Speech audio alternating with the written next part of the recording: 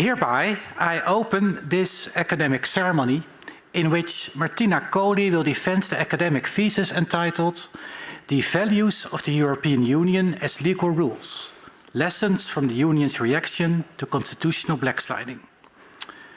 Very much welcome here in this aula, and very much welcome to everyone watching this ceremony online.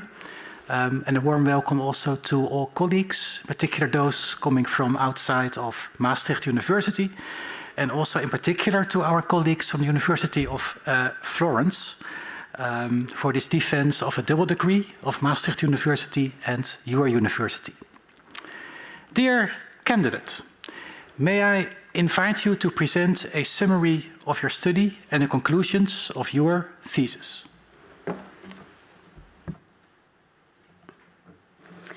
Dear Pro-Rector, dear members of the Defense Committee, dear colleagues, friends and family, I would like to start my presentation addressing the research question that guided my work.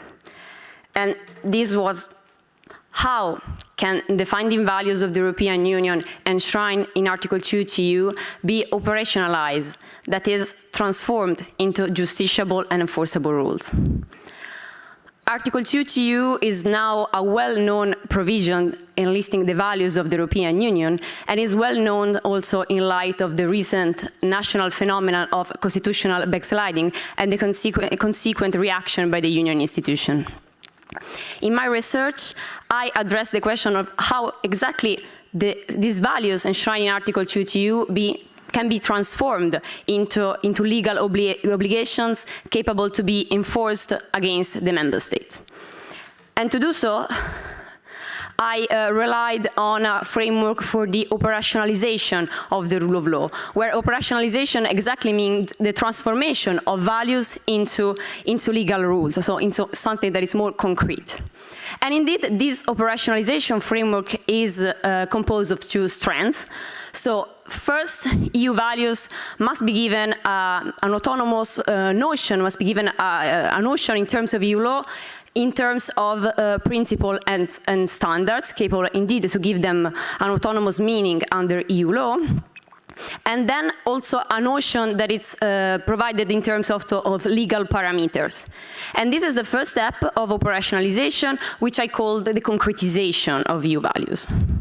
And then the second step of my theoretical framework is that of enforcement, as indeed once EU values have been concretized, they then can be enforced either by union institution, but they also become enforced in the sense they become justiciable in front of courts.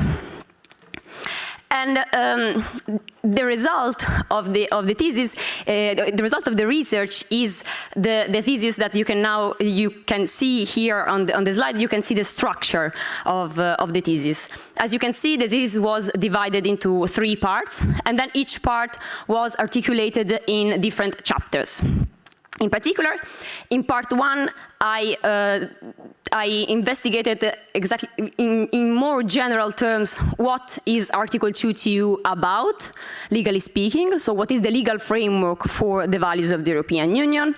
And then part 2 and 3 are actually the core of the research, because here I investigated how EU values can be transformed into legal rules, first by relying on the practice concerning one value, the value on the rule of law, and then in part 3, addressing how the practice concerning the operationalization of the rule of law can be relevant for operationalizing the other values under Article 2 TU.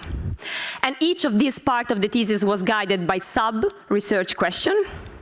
So coming more in details to part 1, here the research question that I wanted to ask was, what is the legal value and significance of Article 2 TU in the legal order of the European Union? And in order to answer this question, I first zoom in on Article 2 TU as such, assessing the role and the structure of Article 2 TU, also in light of the historical evolution of the provision.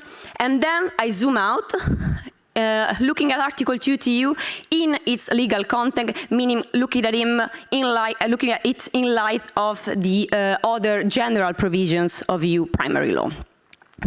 And what emerged from the analysis carried out in this first part is that the values of the European Union are an integral part of the constitutional identity of the European Union. They are both fundamental and foundational to the EU legal order, and therefore Article 2 TEU acts as a homogeneity clause for the European legal order. And then in part one, I also asked myself how many are actually the values of the European Union under Article 2 TEU. And I relied on an understanding of Article 2 TEU as comprising only 6 values, namely those values in the first sentence of Article 2 TEU, while I read the second sentence as including the characteristics of the European society capable to give the primary concretization to the values in the first sentence, therefore acting as the primary standard to understand the content of those values.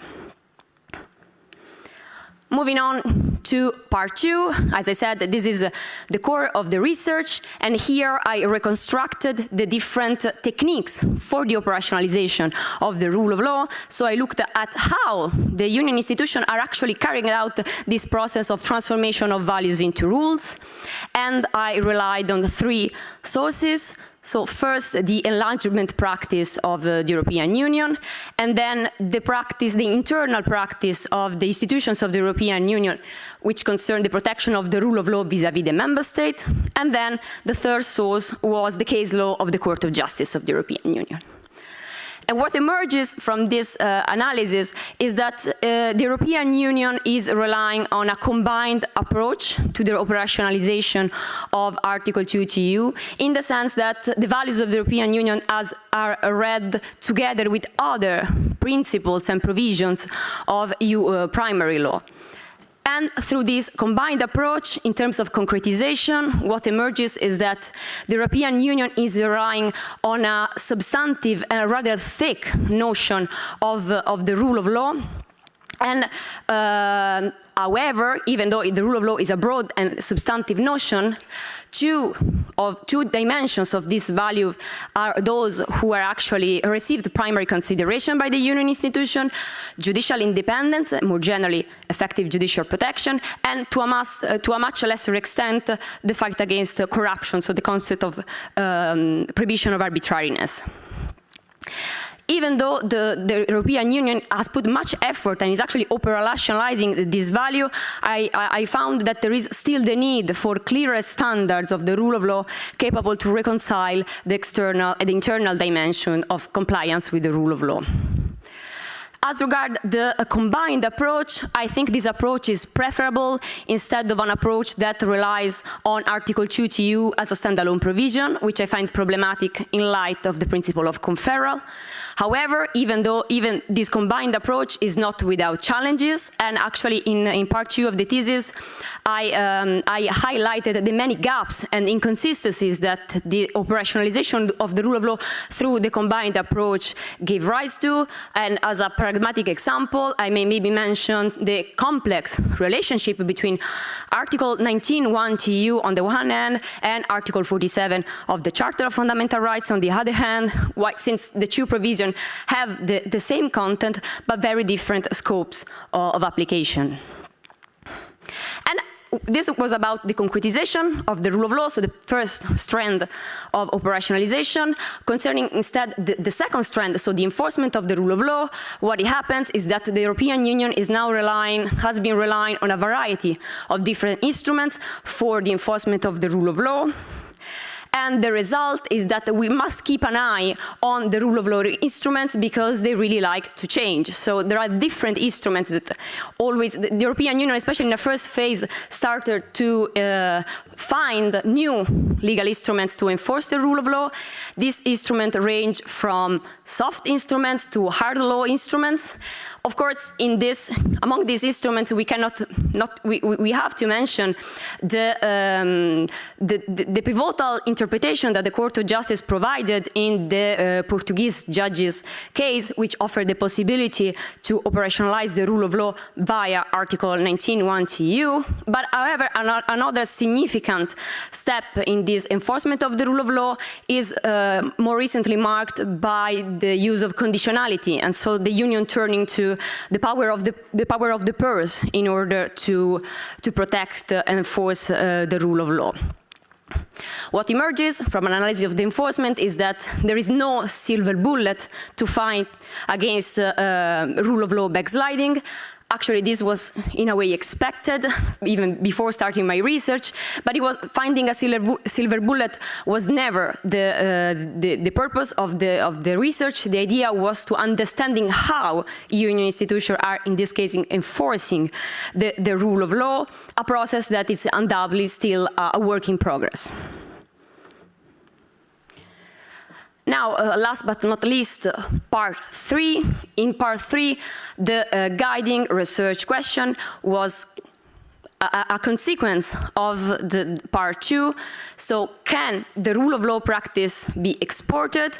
And can all the values of Article 2 TU understood, as I said, so the other 5 values of Article 2 TU be operationalized according to the very same procedures and by the same actors that played a role for the rule of law? And in order to answer this question, I first look at it in abstract, so I try to understand if the techniques developed for the operationalization of the rule of law can be used also beyond the rule of law. So are those techniques just conceived and just applicable to the rule of law, or is there room to use them beyond this value? And then I performed, in the very last chapter, a more in concreto analysis, and I looked at how the different techniques for the operationalization of EU values can be applied to the different values under Article 2 TU, taking the specificities of each value into account.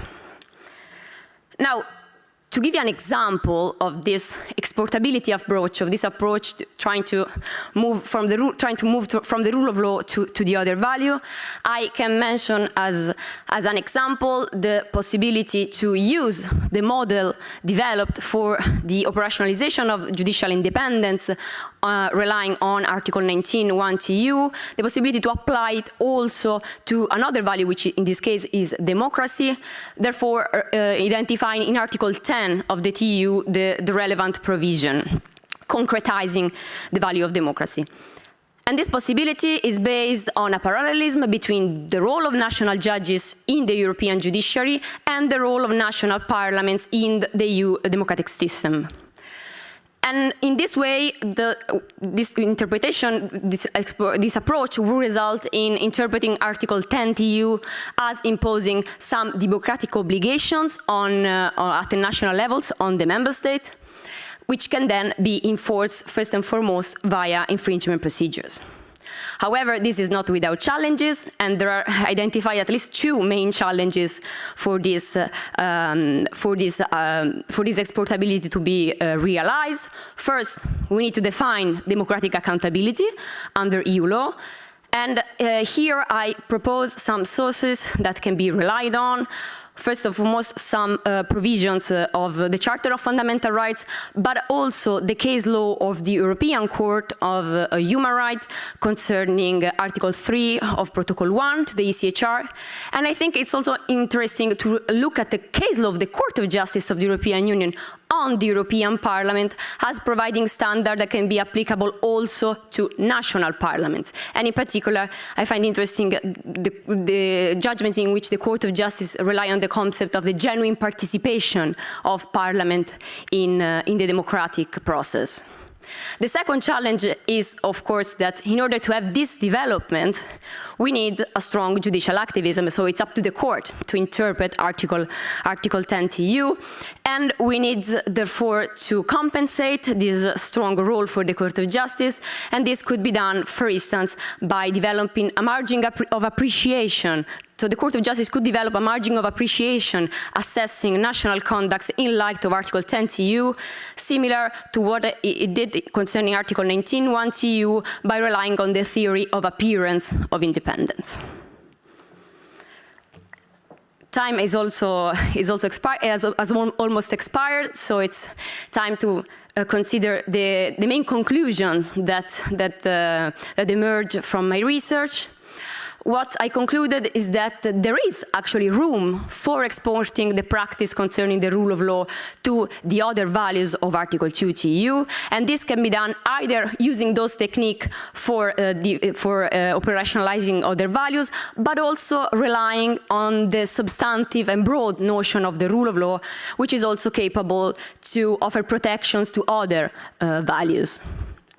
Even though exportability is possible, there is no one-fits-all solution, and therefore different operationalization techniques should apply to different values, taking their specificities into account.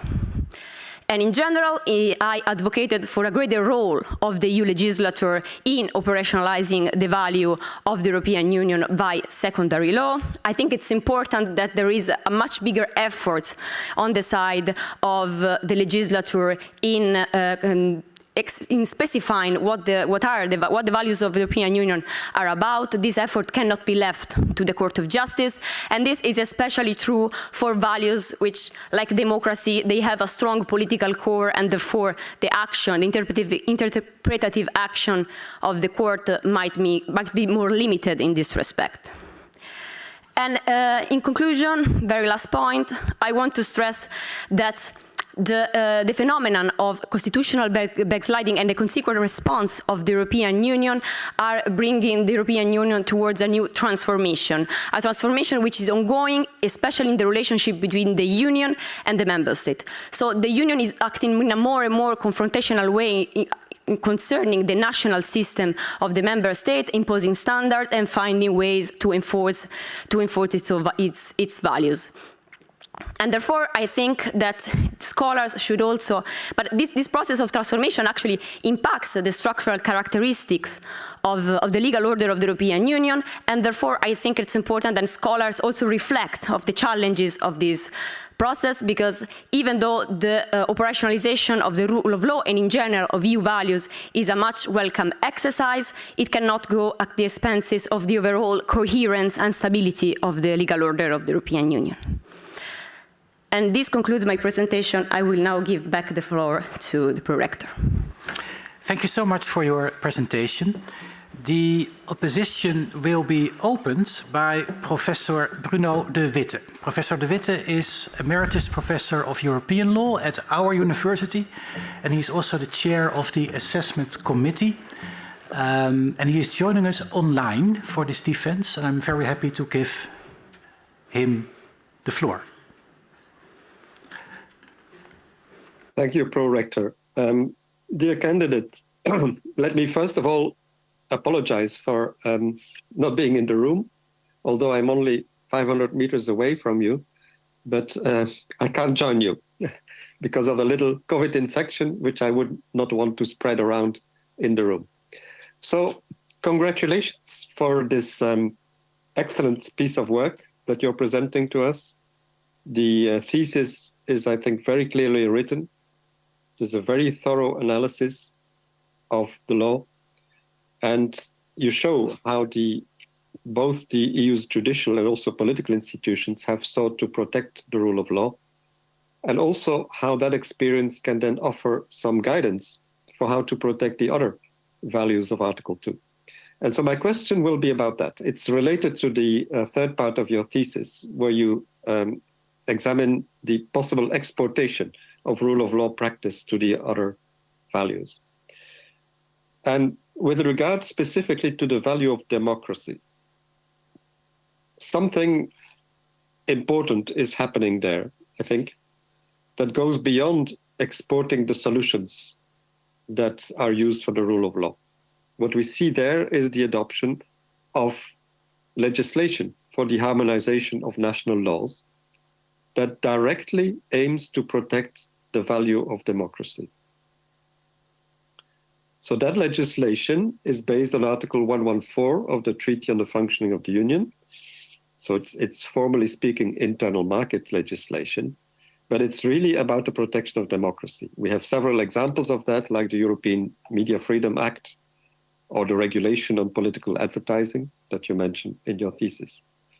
So my question to you is, what do you think about these democracy laws? Are these effective tools for the protection of the rule of law? Are they legitimate in terms of EU competences? And could this approach be then re-exported back to the rule of law? Could you also imagine legislation harmonizing national laws that affect the rule of law? So it's not one question, it's three questions really, but around the same topic. Thank you. Highly esteemed opponent, many thanks for your question. This is actually a very interesting question that actually goes a bit beyond my framework, so the idea of looking at exportability, because indeed concerning the values of democracy, something is happened that is different also of what happened concerning the rule of law. And in general, I find that this use of secondary law as an instrument to enforce the value of democracy is something to be valued positively. As I said, I think that it's important that the legislature is more involved when it's possible in the operationalization of the values of Article 2 TU. Of course, this also gives rise to challenges because, as you mentioned, the majority of instruments that were adopted, they were adopted on the basis of Article 114 TFEU, so an internal market legal basis, and this actually gives rise to challenges as well, since the fact that an act is adopted with the name, with the purpose of protecting democracy, even though the legal basis is internal market. So, of course, the fact that the legal basis impacts on drafting the legislative act, the fact that the legal basis is meant to it's meant for the empowering the functioning of the internal market, then is reflected on the act itself, which cannot be a pure democracy act. And this, of course, raises the well-known challenges concerning, for instance, competence creep and the use of the right legal basis to do the use of one legal basis to do something that goes beyond for a purpose that goes beyond that legal basis. However, in general, I think that is positive in the sense that I still prefer the EU legislature to find a legal basis, even though with a bit of a creative way, rather than having all development just through the action of the court, so through the judicial integration. So I rather prefer a bit of competence creep on the side of the legislature rather than a competence creep just by courts. And then concerning the possibility to go back to the rule of law, that is, it's more challenging because it's more difficult to connect internal market legal basis with the rule of law than it is with the protection of democracy. Instead, for the rule of law, much of the operationalization by a secondary law concern the aspect of finance. So we have conditionality and we have the very famous conditionality regulation. There, the Union adopted an act of secondary laws, concretizing and operationalizing the rule of law through the budget, because the link is stronger there between the rule of law and the budget. While for democracy, there are more possibility to rely on Article 114 TFEU, which of course is a very broad legal basis, and therefore there is a much bigger possibility. So there is not actually the possibility to fully go back on the rule of law, I think, because of the specificity of that value. The opposition will now be continued by Professor Francesco Costamagna. Professor Costamagna is Professor of European Union Law at the University of Torino, and he's also a member of the Assessment Committee. And I would like to welcome him very much to Maastricht University today. Wonderful to have you. You are also joining us online. Please. Thank you very much for having me in the committee. And I first apologize to you all, and in particular to the candidate, for not being able in presence in Maastricht. And I'm a bit farther away than Professor De Witte from the place where you are discussing the thesis, but I could not come there. So, and I'm joining also Professor De Witte in praising your work and in praising also your presentation today, which was able to put in light what are the more innovative elements in your thesis, And this is something that I wish to highlight, because you have been dealing with a topic that is a sort of a trending topic. There is now a lot of literature, but you managed to do in an original way, and this is, I think, can very much appreciate it. Coming to my question, also in your short initial presentation, you put much emphasis on the fact that one model does not fit all, that you need to take into consideration the specificities of the case. So I would like you to go back on that point, in particular to highlight and to clarify what are the elements that, in your view, must be taken into account to choose the correct operationalization technique for protecting a specific value. And more specifically, if I can, is there any link between the value to be protected and the operationalization, or maybe better, the enforcement technique to be used? Or is not a problem of the relationship between the value and the operationalization technique? And so what are the elements that need to be taken into account in your view? Highly esteemed opponent, many thanks for your question. This is actually something that is very important. As I said, I prefer an approach that considers the specificities of each values to be taken into account. Of course, this doesn't mean that there is a hierarchy of the different techniques, that one should be applied first and then the other should follow. In general, the operationalization and especially the enforcement of the values of the European Union is to be realized through a combined use of different instruments at the different level, and I think there have to be synergies between the different instruments and the different actors in order to have an effective action by the European Union. What I think is that whenever it's possible to use, for instance, legislation to concretize, to operationalize the values of the European Union, or when it's possible to rely on already existing instruments that can be used to operationalize and then to enforce the values of the European Union, this approach has to be preferred. While I think that the more creative, let's say so, interpretation of EU law should be left for the very hard cases. So first of all, we should adopt an approach that gives preference to a role of political institution in the operationalization of values, since we are talking about values, so something that has also a very strong moral and political component, while courts should maybe take a step back and intervene when there is no other solution. And I say that because I saw that in the operationalization of the rule of law, it happened exactly the opposite. So political institution took a step back and tried to have the court giving new interpretation to EU law and providing for the instrument, and then they started from there. I think that it's now time that the political institution start to do more, so to be more politically responsible for the operationalization of EU values. And I didn't fully understand the last question, so the second question, which was about the technique, but in a different way. No, it's like that.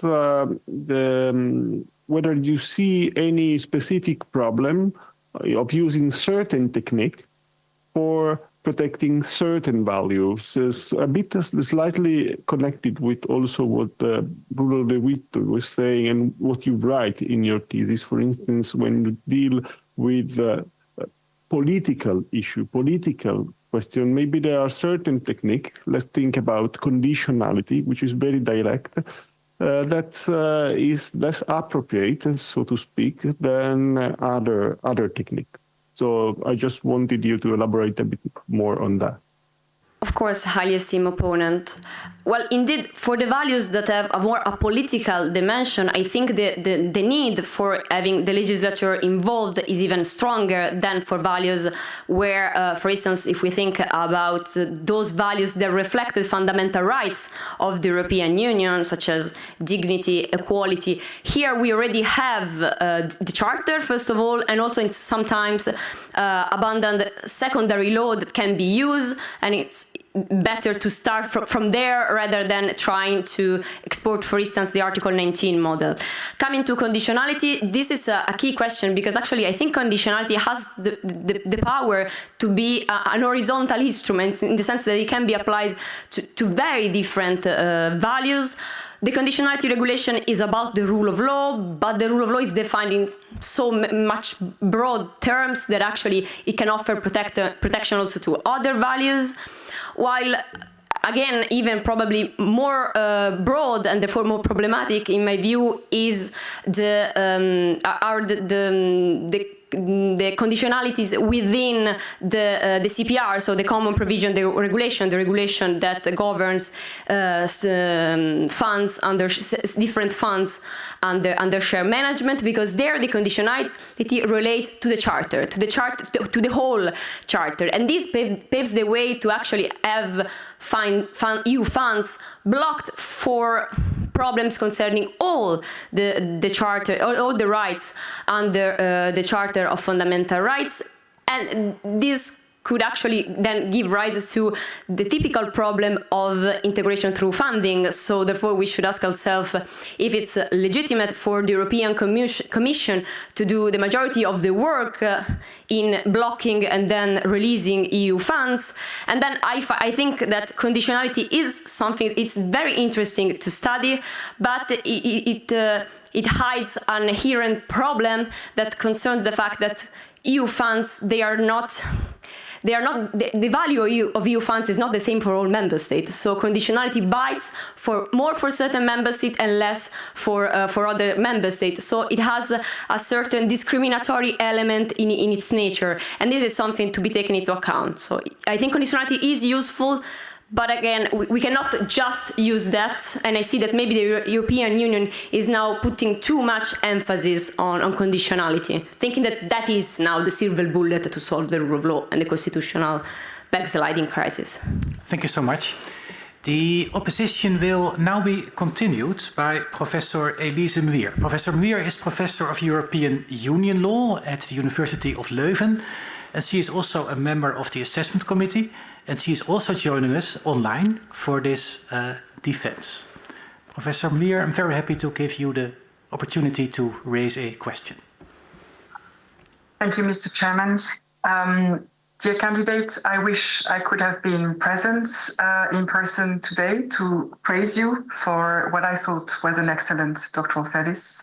I have very much enjoyed reading through your work, and I enjoyed in particular the rigor, the convincing argumentation, and the originality of the approach. Now, my question relates to the passing of time in EU law. I think you were born with Article 2 TEU being where it is. But so I want to invite you to put this in perspective. You do this in your thesis, so you dig back in time. But I want to push you a little bit further on this. And in essence, my question is, does Article 2 TEU matter so much? Would your thesis have been very different if Article 2 wasn't there? Simply because I can see the added value, and it makes it easier for you because it is there. It gives visibility to selected values. It allows you to capture a definite list. But in the end, if these values need to be operationalized by other instruments of EU law, then perhaps Article 2 doesn't matter so much. So I just wonder, is Article 2 essential for your thesis? What would have happened if it wasn't there? Could your thesis still stand? Highly esteemed opponent, thank you very much for this question, which is very challenging, actually. Well, I believe that, and it emerges from the historical reconstruction that I carried out in the first part of the thesis, that even beyond Article 2 TEU was written in the treaties, the values of the European Union were still there, and they were already a fundamental element of the integration process. I think that the fact that the European Union decided to write down a list of values is something to be considered in a positive sense, insofar as it enlarges. I mean, it acknowledges what the European Union stands for. It is important that in the drafter of the treaties actually made this step in recognizing what the European Union stands for, and this is also much important if we consider it in an external perspective. So, for instance, when it comes to enlargement, having the values of the European Union written down means that we can ask, the European Union can further ask compliance with those values by candidate countries. And also, the main problems and the need for operationalization approach comes when we consider the scope of application of Article 2 TU. So the values of the European Union, even if Article 2 TU wasn't there, are horizontal. And the authorization is needed when it's not applicable the specific provision that is in the treaties to enforce those values, which is Article 7 TU. So I think that if we read Article 2 and Article 7 TU, especially, it makes much sense to have a catalog of values, because in order to activate a provision that we know has many problems, but still it's there, and it confirms the fact that the European Union is founded on certain values which are act as a homogeneity clause, and the fact there is a system, ad hoc system, to provide the enforcement of the values under Article 2 TU is something that reminds us of also in legal terms the role and the relevance of those values for the EU legal order.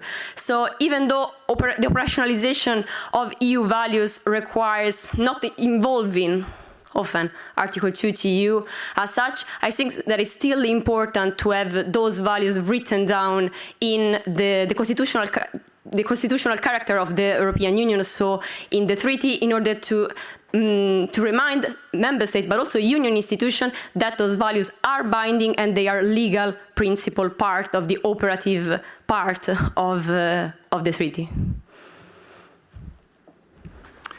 The opposition will now be continued by Professor Adelina Adinolfi, who is Professor of European Union Law at the University of Florence. She is also a member of the Assessment Committee, and she is also joining us online. I would like to welcome her also very much to Maastricht University today. And Professor Adinolfi, you have the floor, please. Thank you very much, Mr. Chairman. I'm very pleased to participate in this committee and apologize for joining just online. Well, it's not easy for me to act as an opponent as to this thesis, because I appreciate the thesis very much, but also because I fully share the hopes expressed in the thesis, that is making the values of the Union more concrete for the benefit of every citizen. But we cannot deny that there are important legal and political hurdles in achieving this purpose.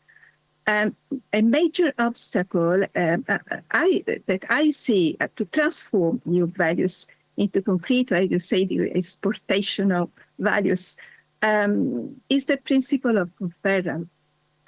Certainly values affect the interpretation of legislation. This is sure, but it is more difficult to imagine how they can foster legislation.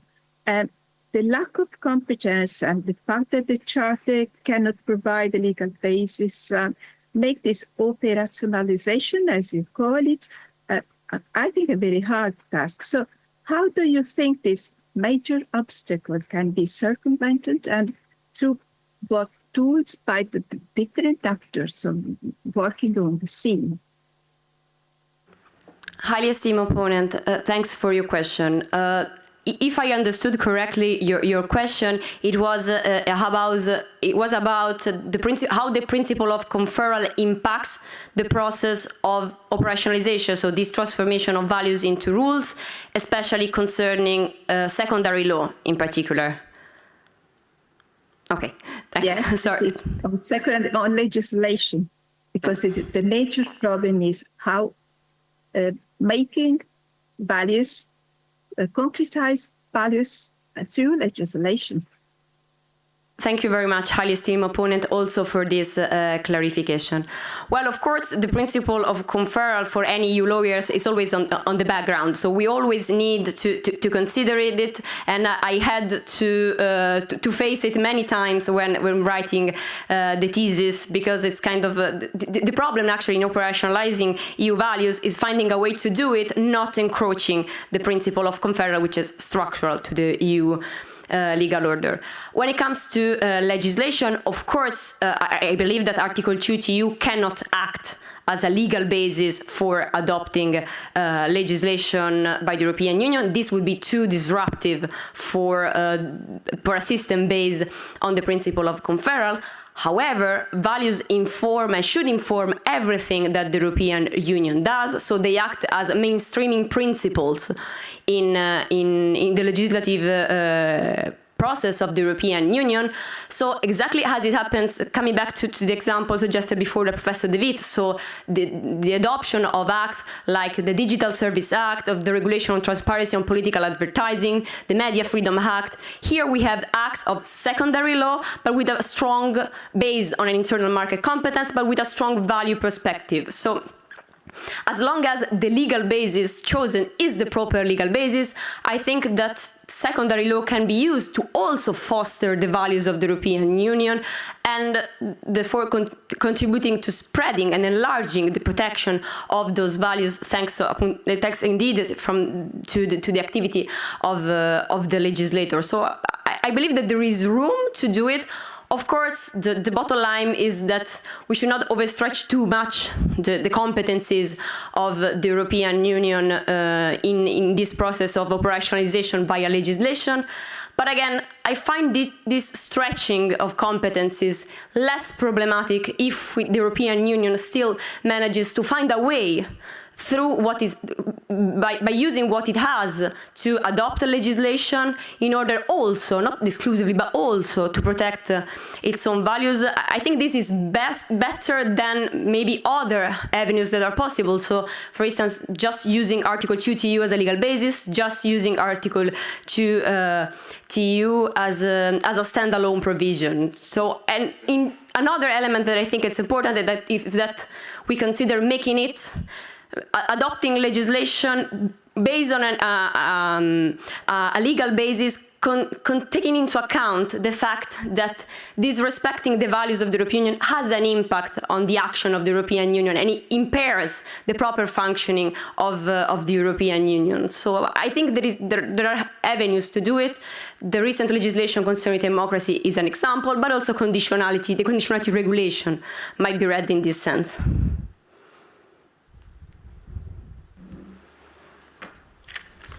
The opposition will now be continued by Professor Chiara Favilli, who is Professor of European Union Law at the University of Florence.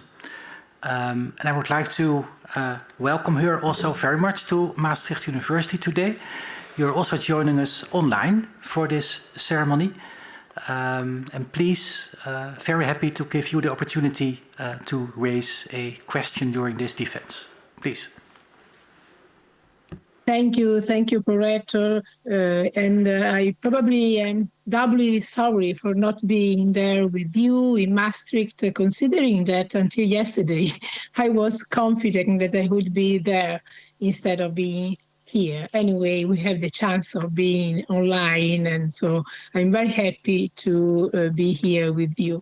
And thank you also to our candidate, Martina, for your presentation and for your thesis that I have really appreciated.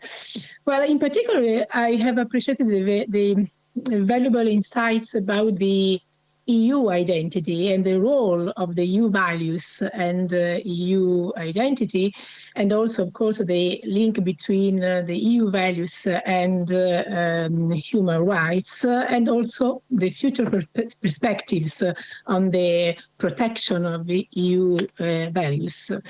But I am probably more interested in your second book, second work, because I would like to ask you something about the impact of the protection of EU values, and in particular the protection of the rule of law on the European Union, and particularly on the on EU institutions. And probably what I would like you to explore is the impact of the protection of EU values, and particularly the rule of law, on the Court of Justice, because of course we are all aware, and in your thesis you explained this very well, that the evolution of the rules to strengthen values, the EU values, is due to the case law of the Court of Justice.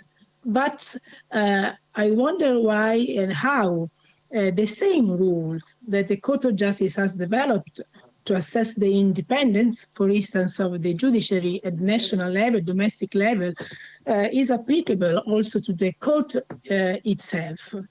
Of course, there are other important academic studies about, for instance, the legal standing in front of the Court of Justice, but I'm thinking about not the legal means, but in particular, I'm thinking about the structure of the court, the composition of the court, the link between the members of the court, the judges, and the national governments, since the role the national governments have in the appointment process, and moreover, and more importantly, on the renewal process.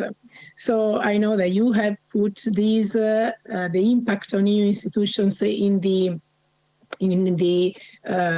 propositions, is one of the propositions, and I would like you to spend a few words about this. And I know that is a very broad topic, and we know that it's not time to think in very big about the European Union, the European integration process, but the academic, I think, are useful also for this. So to put topics on the table, put ideas on the table, even when they are not, it is not realistic that they could be accepted or approved, but that are necessary to discuss. So thank you. Highly esteemed opponent, thank you for this challenging question. Well, indeed, my thesis, it's about operationalizing the rule of law and EU values against the member states. So identifying obligations to be enforced against the member state. While I did not consider the side of union institution, while values, of course, and primary bind also EU institution, because indeed that would have been there would have been material for another thesis. But I think that the question is there, and indeed, when I had to write down the proposition, and I was asked to write a proposition about my topic, but not the thesis, it immediately came to my mind that it's maybe now time to start thinking about how values bind also EU institution, and therefore what obligations the obligations that we derive there, to what extent they should bind European institution. And there is much work to do in this respect, and especially concerning the case law of the Court of Justice on judicial independence standards. We now have a great amount of standards of judicial independence, which also covers judicial appointment, and especially the court is much interested in ensuring external independence, so avoiding pressures from the external to the judges when it comes to enforcing the rule of law against member states. But I really doubt that if we translate those principles developed for the member state to the Court of Justice, the system would actually pass the test, let's say. So the procedure for appointing the Court of Justice is still problematic. It is a topic that we know. The role of the national government, it's it's too relevant, and the possibility to renew the mandate of a judge is highly problematic.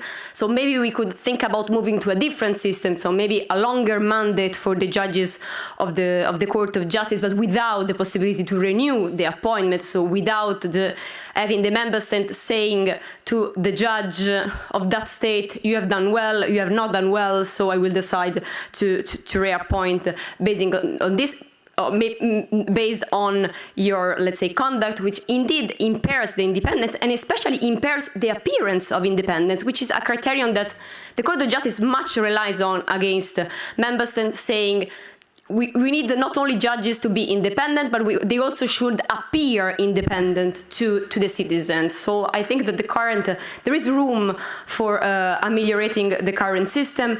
And actually, the question was in a way raised before the Court of Justice by Poland in the very first infringement action concerning the independence of judges of the Supreme Court in Poland, when one of the arguments of Poland was actually, my system is not to compromise, since it's very similar also to the system of the Court of Justice, and the Court of Justice limited itself to say the Article 19(1) TU cannot change the system that is provided by the treaties concerning the appointment of the Court of Justice. So member states cannot rely on that in order not to uphold the rule of law. So thank you so much. The opposition will now be continued by Professor Matteo Bonelli, who is Associate Professor of European Union Law at our university, and who is also a member of the Assessment Committee. And Professor Bonelli is present here in the aula. Thank you, Pro-Rector. Dear candidates, in view of time, I will save my compliments for the reception, and I will move right away to the question. I would like to invite you today to reflect on the role of the principle of non-regression in your framework of operationalization of the values of Article 2. You have not mentioned it today, and you dedicate relatively few pages to it in the book. On the one hand, you seem to be, in fact, because you briefly discuss it, rather cautious on the role of non-regression in your framework. You argue that the court should only use it to define standards for member states, drafting individual benchmarks based on the level of protection of the values at the moment of accession, but never, for example, to establish jurisdiction when a case falls outside the scope of EU law. Now, on the other hand, you also still maintain that the principle, and I quote, appears destined to significantly influence the operationalization of values, and then in particular it could be used, and I quote again, in the most difficult cases where we cannot find other provisions of EU law that give concrete expression to the values of Article 2. But then I wonder, if the institutions and the court would actually follow your suggestions, is it really true that the principle would have a significant influence on operationalization? And what exactly would be the use of the principle in these most difficult cases? I wonder in the end whether your careful approach to non-regression does not actually hide a more fundamental critique of the principle itself and of the decision of the court in the Republica case. Was the development of non-regression a mistake, and should the principle simply be abandoned or forgotten in the future? Thank you. Highly esteemed opponent, many thanks for your question. Well, actually, I think I had the feeling that the court was going towards a more relevant use of non-regression, so a reliance on Article 49 TU together with Article 2 TU.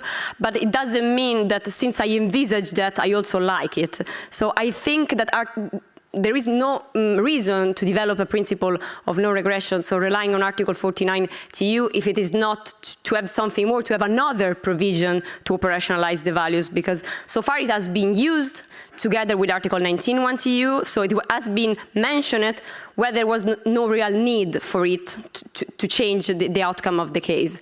But I think that when it was envisaged, it is my idea, it was envisaged in order to be used as a provision capable to bring the matter in the scope of EU law when there is not another provision. So it was envisaged as a possibility to operationalize EU values beyond the rule of law and without, indeed, another provision already bringing the matter in the scope. But I would strongly advise against it, because I think that would run counter the principle of conferral and would be too disruptive for the balance of the treaty, because actually, there is not much difference in using Article 49 together with Article 2 or just using Article 2TU as a standalone provision capable to create its own scope of application. So in this respect, I think I would advise caution against bringing the principle of no regression forward in this sense. And what I try to do in my thesis is, since the principle is there, I try to narrow it down. So I try to find a way to reconcile it with the principles of the European legal order. And this is why I think it should play a role just as an informative role in order to assess whether a member state has violated Article 19 TU, for instance, or other provisions of EU law, but not as an instrument capable to enlarge the scope of EU values.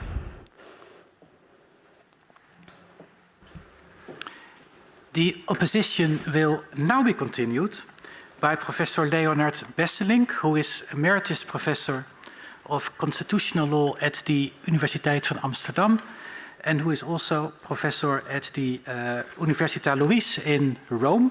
And I would like to welcome him very much to Maastricht University today. Please. Thank you very much, Mr. Prorector. I will also have to congratulate on many aspects of this extremely valuable study which you have during the reception afterwards.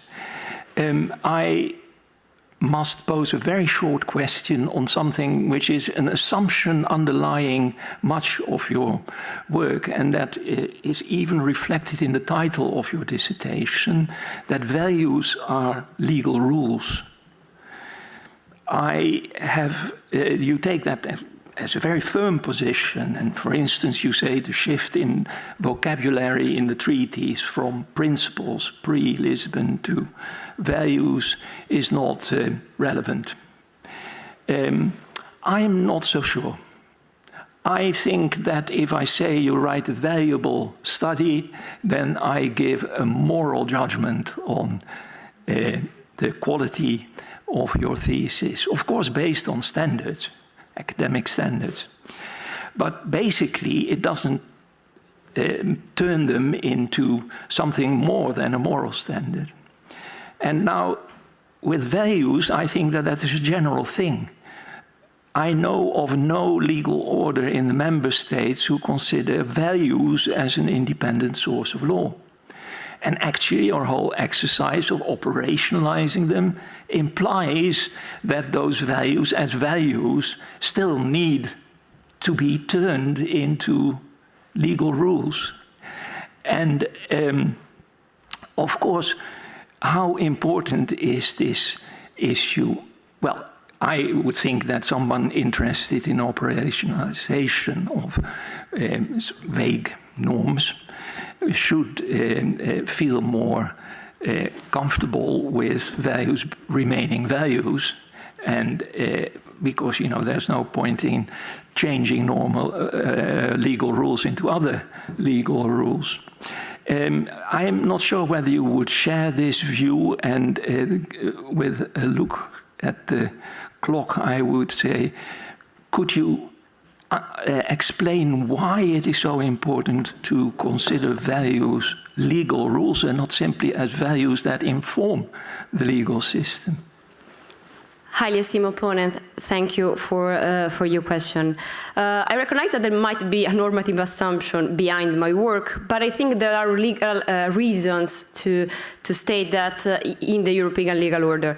First of all, the term values is maybe misleading. They could be called principle, and in the national sphere, they could be called constitutional principle with legal value. However, constitutional principles, we know they might be very abstract, and then they need to be transformed into more precise standards. On the other hand, I could also say that the European Union is a special and unique legal order. It's not exactly the same. It's very different and it has a unique character, so it does not mirror the system at a national level. So in the European Union, we could have an autonomous notion of something like a value which does not exist and it doesn't need to exist maybe at the national level. I think that the fact that the values under Article 2 TU are a legal standard is clear if we read this provision together with other provisions of the treaties. First of all, Article 7 TU. So there is a specific mechanism. You can briefly conclude your reply. So if we look at Article 2 of the values of the European Union together with other provisions, we see that there is a specific mechanism to enforce those values against member states, so they are something more than a moral commitment. And also there are obligations on the side of the institution to protect and to uphold those values and to be guided by those values and not to breach them in their activities. So I think that we can say that there are legal rules. Martina Coli, the time appointed for defending your thesis has passed. The degree committee will now withdraw to discuss the quality of your thesis and the quality of your defense. And I request that you and your company await the results of our deliberations and our return here in this room.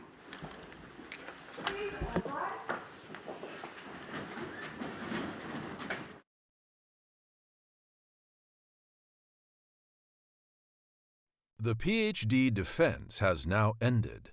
The degree committee will debate the candidate's performance behind closed doors. This process usually takes about 10 minutes.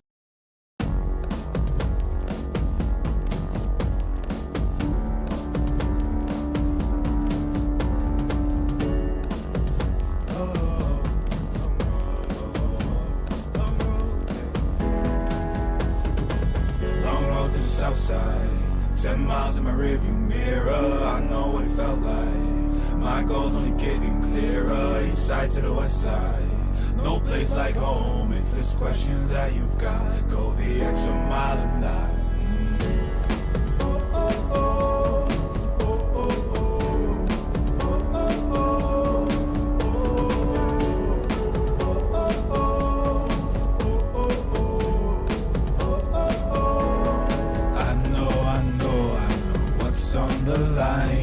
I know you know that I can't read your mind.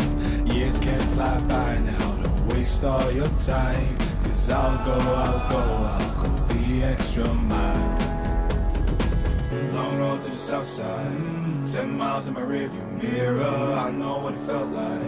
My goal's only getting clearer, east side to the west side. No place like home, if it's questions that you've got, go the extra mile and die. On the dash, got my laces tied. Long road, I don't waste no time.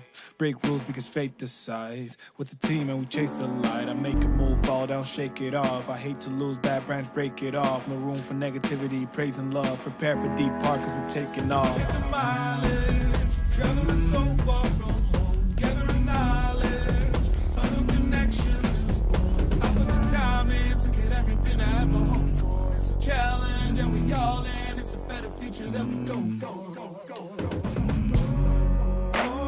And even though these nights seem long, I know that I am never on my own. Know you won the battle once you've grown.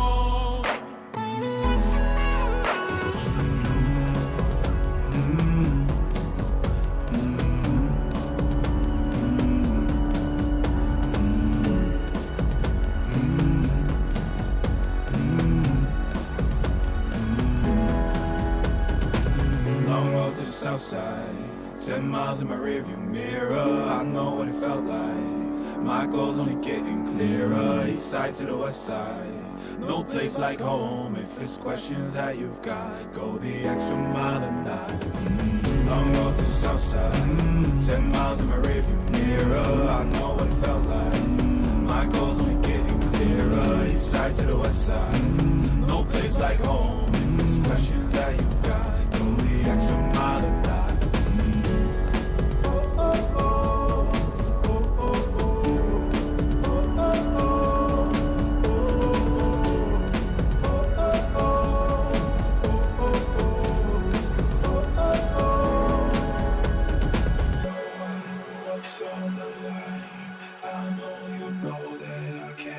read your mind. Years can't fly by now, don't waste all your time. 'Cause I'll go the extra mile.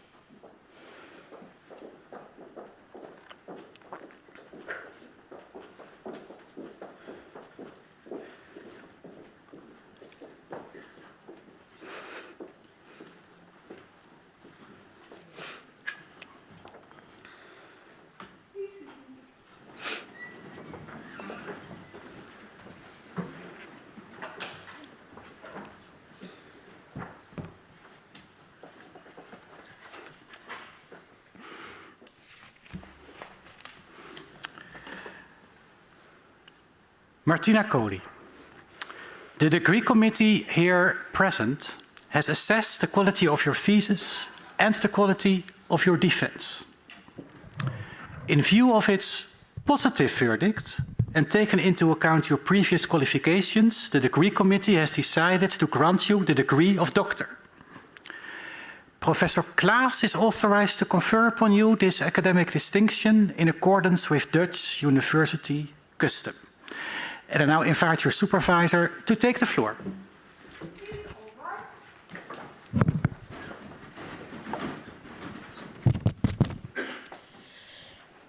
Do you promise to work in accordance with the principles of scientific integrity at all times, to be careful and honest, transparent, independent and responsible? I promise. By the authority vested in us by law and in conformity with the decision of the committee here present, I hereby confer upon you, Martina Coli, cum laude, the degree of doctor and grant you all rights attached by custom and law.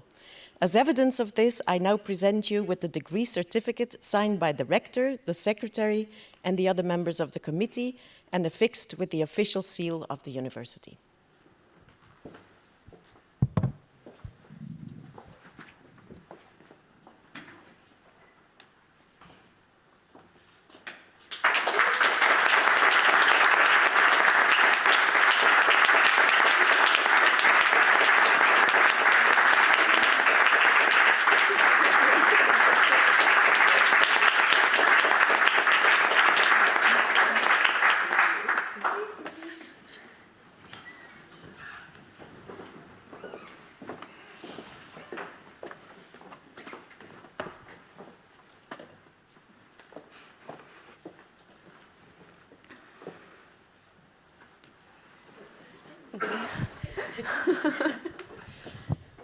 Dear Dr. Coli, dear Martina, what a pleasure and honor it is to be the first to congratulate on receiving your PhD degree, and cum laude, no less. Congratulations, it's so well deserved. Your talent and stamina have paid off. And let there be no mistake, this success is not a coincidence. Your thesis has been read and evaluated by no less than 12 professors. By Nicole Lazzarini and myself as your supervisors, then by 6 members of the assessment committee here present, most online for various reasons, and 1 on site, then by 2 additional experts in order to comply with the ever-changing regulations of the Università degli Studi di Firenze. Double degrees can be an administrative nightmare. And finally, by 2 additional external experts who had to decide on whether or not your thesis should be awarded cum laude, Professors Mark Dawson and Professor Leonard Besseling here present. We were all unanimous in our assessment of the excellent quality of your thesis and that it should be awarded with cum laude. Congratulations, Martina. This is really an exceptional achievement and the wonderful result of your PhD journey that started in March 2020. And in fact, it was in October 2019 when my good friend Giuseppe Martinico wrote to me that an excellent former student of his had been admitted to the double PhD program between University of Florence and Maastricht, and whether she could get in touch with me to discuss the possibility of supervision. And she did. Martina contacted me only a few days later, sending me an impressive CV with a Bachelor in Political Science and International Relations of the University of Pisa, a master's degree in European Studies of the University of Florence, an honors program in Political Sciences of Sant'Anna in Pisa, and an LLM in European Union Law of the College of Europe, all with stellar marks. And she sent me a proposal that had been the basis of her selection for the double degree program. To be entirely honest, I was not fully convinced by the proposal because I thought, how could she write an original thesis on a topic that was being written on so much already? But it was a good starting point for a discussion. We were in touch very briefly on the proposal, but Martina did not seem to have much time to discuss it because she was doing a stage at the Commission and she would start the PhD process only in March 2020. She would finish the stage first and get back to me later. So I waited patiently, and indeed, on the 2nd of March 2020, Monday morning, she wrote to me that she would start working on the PhD now and whether we could have a Skype meeting. Skype. Skype, this was indeed before Zoom entered into our lives. That is, it was 4 days before COVID hit. 4 days into her project, Martina was forced to embark on the project from her room in Pisa without the possibility to go to the faculty in Florence and without the possibility to build a community with other researchers and colleagues. That first year was tough. And for some time after our initial talk, I did not hear from Martina, so I was beginning to wonder whether the project would continue or whether she had perhaps decided not to proceed with it at all. But my Italian colleagues all assured me that this was the Italian way of doing a PhD. So the first year, you do not write much. There was no reason to worry, they told me. And indeed, a year later, Martina sent me an extended PowerPoint presentation, which was in fact a skeleton of what would become the thesis that she defended today. And then in April 2020, Martina arrived in Maastricht. And I think that that was the first time that we actually met in person.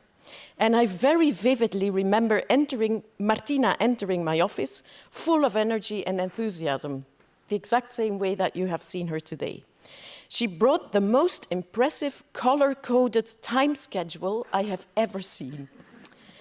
And I have to admit that I was still a bit worried at that point, and I could not believe that she would indeed finish the thesis in the way that she projected at that point in time. But Martina seemed very confident, and she had allotted very specific numbers of days for each section. 76 days for part 1, 52 days for part 2, and so forth. Wait and see, I thought. Wait and see and hope for the best. But we got much more than the best. From then on, Martina produced one high-quality chapter after the other at an immense pace, and for a good while, she even managed to follow the color-coded scheme. And while Nicole and I read one chapter, Martina would produce the next, and so forth. So from then on, our supervision meetings were nothing but great fun. They always took place in Zoom by then, with Nicole in Florence, the first meetings feeding her newborn baby.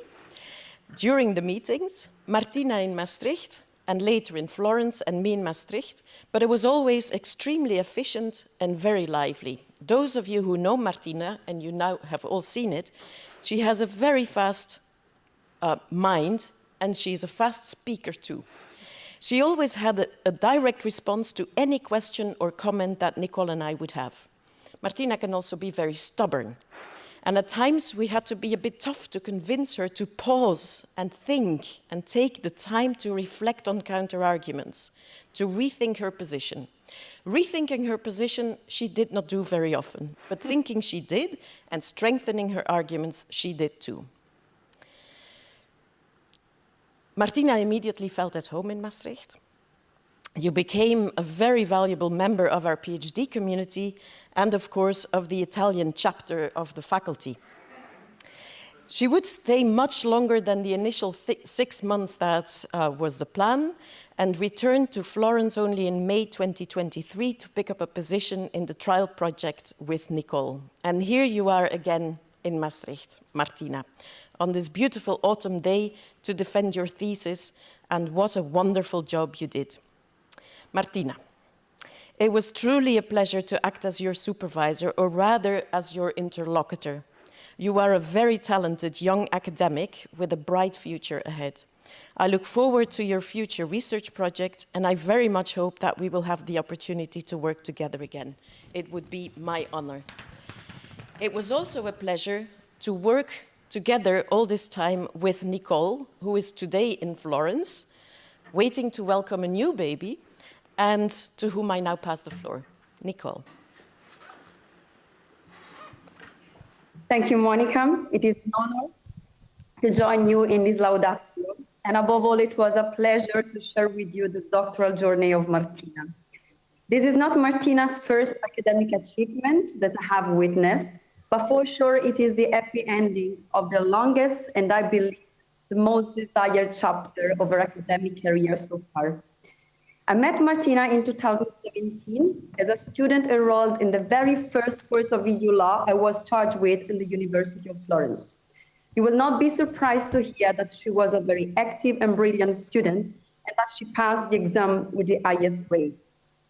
At that time, if someone had asked me, I would not have bet that Martina would have chosen me as supervisor for her graduation thesis. During my classes, I felt myself being examined by this extremely attentive student. So when she asked me to supervise her, my first thought was, I passed the exam. That was the beginning of an uninterrupted academic relationship, of which the PhD represented the most intense, challenging, and fruitful experience. I will not repeat the many qualities and, let's say, positive shortcomings that Martina showed through the journey, which Monica very well highlighted. But instead, I would like to recall the many additional academic activities in which Martina was involved in the last years. I had the pleasure to host her several times in my EU law courses and my colleagues as well. She was and is currently responsible for an entire EU law course. She participated as a speaker in several workshops and conferences in Italy and abroad, including only a few days ago, the annual conference of the Italian Association of EU Law Scholars. She published articles and case notes in law journals, blog posts, and edited books. She passionately coached students for the EU Law Moot Court competition and other EU Law Moot Court. For almost 2 years by now, she has been working in the DG Justice Project trial, putting her knowledge on the ECJ School of Law jurisprudence at the service of judges and lawyers from different member states. Needless to say, Martina has never spared her energy and has always maintained a very high standard of quality. On this very happy occasion, my wish for Martina is that she continues her academic career with the same determination and enthusiasm she has shown so far, and especially today. My wish for myself is that I can still support her and witness other major achievements. Congratulations, Martina. Congratulations, Dr. Coli.